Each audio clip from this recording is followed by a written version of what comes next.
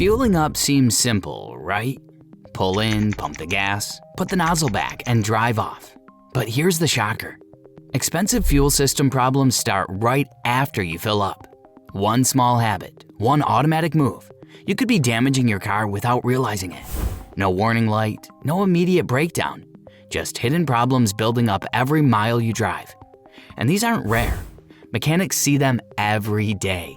So watch closely before your next fill-up turns into a repair bill. Mistake number 9, topping off after the click. When the pump clicks off, most people don't stop. They squeeze the handle again. It feels harmless, even smart. But topping off right after the pump shuts off is one of the fastest ways to damage modern fuel systems. Here's why. Cars are designed to leave empty space at the top of the tank. That space handles fuel expansion and vapors.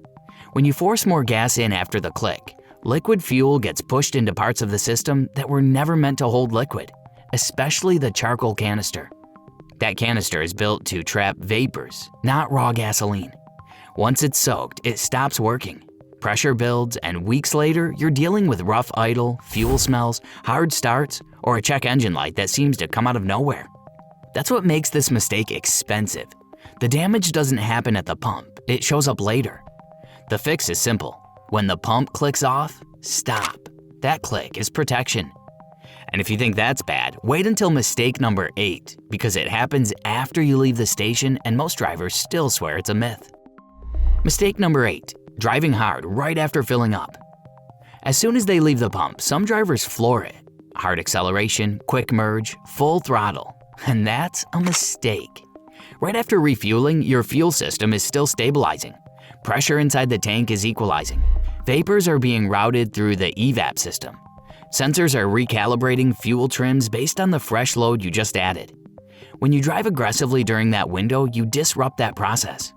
Liquid fuel can slosh into vapor lines. The EVAP system gets overwhelmed, and instead of clean vapor management, you create pressure spikes that lead to rough idle, hesitation, or delayed check engine lights days later. That's why so many drivers swear, "My car started acting weird right after I got gas." They're not imagining it. The right move is to drive normally for the first few minutes and let the system settle. And that's only the beginning. Wait until you hear mistake number 7, because this one happens while the car is sitting still, and it catches even careful drivers off guard. Mistake number 7, parking immediately after filling up. This one surprises a lot of people. You fill up, drive a minute or two, then park the car, especially on a hot day. That short stop can quietly cause fuel system problems. Here's why. Right after refueling, the tank is full, warm, and under changing pressure. When you shut the engine off immediately, heat soak kicks in.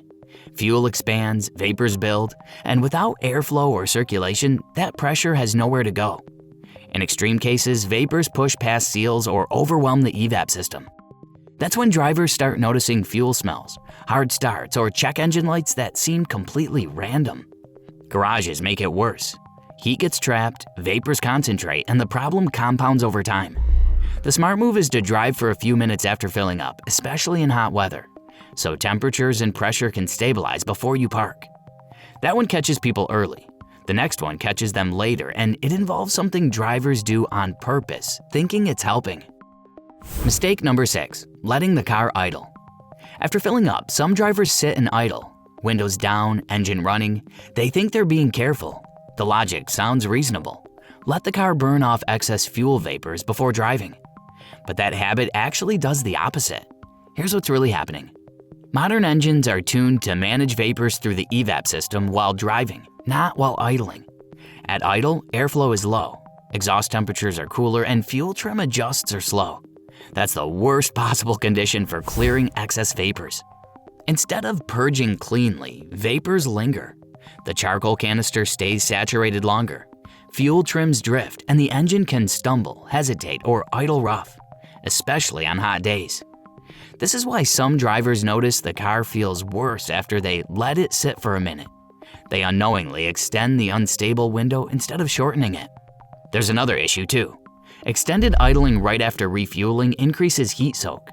Fuel in the rail warms faster, vapor pressure rises, and in extreme cases, hot soak restarts become harder, not easier. The right approach is to skip idling altogether and avoid trying to burn off anything. After fueling, start the car and drive normally. Light throttle, steady speed, a few minutes of airflow does more for vapor management than sitting still ever will. A lot of people assume that's where the risk ends. But mistake number 5 involves something drivers add to the tank, believing it makes everything safer. Mistake number 5, adding fuel additives right after filling up. This one feels responsible, preventive, even smart. You fill the tank, grab a bottle of cleaner and pour it in, thinking you're protecting injectors, valves, or the fuel pump. But adding fuel additives right after filling up is one of the easiest ways to create problems instead of preventing them. Here's why. Most additives are designed to mix at a specific concentration. When you dump them into a freshly filled tank, especially one that's already warm, the mixture isn't even distributed right away. Instead of blending smoothly, the additive can hit the fuel pump, injectors, or pressure regulators in a concentrated burst. That's when symptoms show up. Rough idle, hesitation, misfires, sometimes even a check engine light within days. It's not that additives never work, it's how and when people use them. Stacking products makes it worse. Injector cleaner plus octane booster plus ethanol treatment doesn't mean extra protection. It means unpredictable chemistry inside a very precise system. The safer approach is simple. If you use additives at all, add them before fueling so the incoming gas mixes them evenly. And never combine products unless the manufacturer explicitly says it's safe. That mistake is common. The next one is stubborn because it has nothing to do with chemicals and everything to do with something drivers ignore on the dashboard. Mistake number 4, ignoring fuel-related warning signs after filling up. This one doesn't happen at the pump, it happens a few miles later. You fill up, drive off, and the car feels off. A rough idle at a stoplight, a longer crank on restart, maybe a faint fuel smell. Most drivers shrug it off and say, "I just got gas," or "it'll clear itself." That assumption is what turns a small issue into an expensive one. Right after refueling is when fuel-related problems reveal themselves. If liquid fuel has entered the EVAP system, if pressure hasn't stabilized correctly, or if a sensor gets confused, the symptoms show up early, but quietly. Ignore them and the car keeps compensating. Fuel trims drift, the system stores pending fault codes you never see. Then one day the check engine light comes on, and the repair suddenly feels random. It isn't, it started right after that fill-up. What actually helps here is paying attention in the first few minutes after fueling. If something feels off, don't dismiss it. Drive normally, see if it settles, and if it doesn't, scan it or have it checked before the problem snowballs. Because once the system locks in a fault, the fix is no longer cheap or quick. Ignoring symptoms is risky, but the next problem happens even faster, and it's done deliberately, with good intentions, and it causes problems almost immediately. Mistake number 3, restarting the car repeatedly. This one happens without people realizing it. You fill up, start the car, shut it off to check your phone, adjust something or move spots, then start it again, and sometimes again.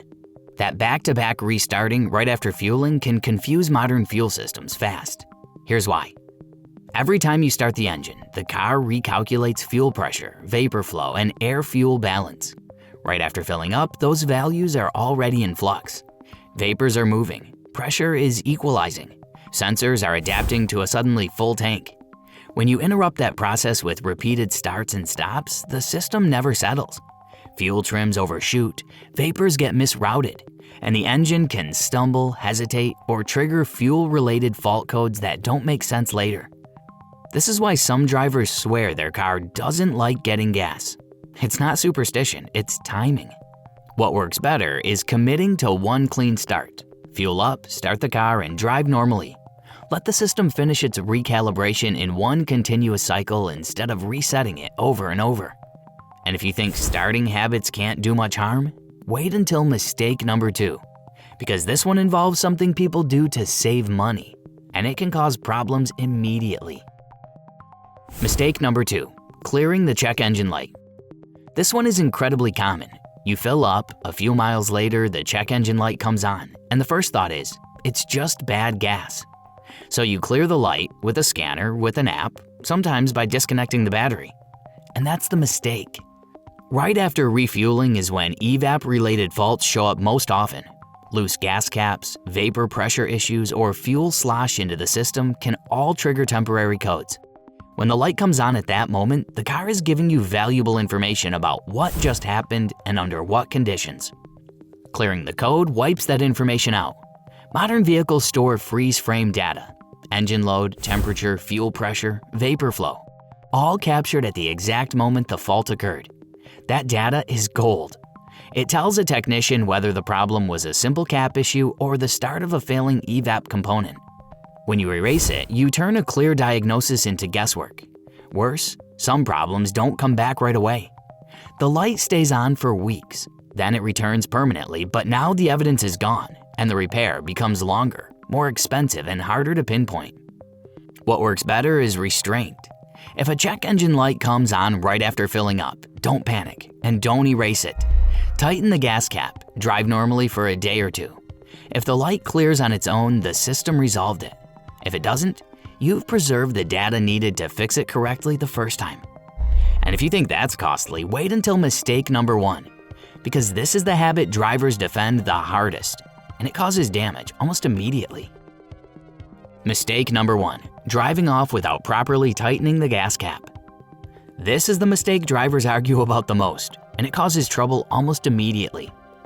You finish filling up, put the cap back on, twist it once or twice, good enough, right? Not always. Modern fuel systems are sealed, completely. The gas cap isn't just a cover, it's a pressure regulating component. It has to lock, seal, and click into place so the EVAP system can manage vapors correctly. When the cap isn't tightening until it clicks, the system can't hold pressure. Right after refueling, the car runs self-checks. It looks for leaks, it monitors vapor flow, and if the seal isn't perfect, it knows. That's why check engine lights triggered by a loose cap often appear within minutes or miles of filling up. But here's where it gets expensive. A loose or poorly sealed cap forces the EVAP system to work overtime. Vapors escape instead of being captured. The charcoal canister stays active longer. Valves cycle more than they should. Over time, that extra workload wears components out that were designed to last years. And the driver never connects it to the cap. They blame bad gas, sensors, electronics, anything but the one part they touched at the pump. What actually works is simple and boring. After filling up, tighten the gas cap until it clicks, and keep turning it until it stops clicking. That sound isn't optional, it's confirmation the system is sealed and protected. Skip it, and you invite problems right after every fill-up. And that's the real takeaway here. Filling up your gas tank isn't risky, but what you do right after can quietly set problems in motion. Most of these mistakes don't cause instant breakdowns. They create delayed damage, the kind that shows up later, costs more, and feels impossible to trace back to the pump. The good news is none of this is hard to avoid. A little patience, a little awareness, and your fuel system stays healthy for years. If this saved you money or headaches, hit subscribe. We break down real car mistakes without hype or gimmicks. And watch the next video, where we rank common fuel myths that mechanics quietly laugh at.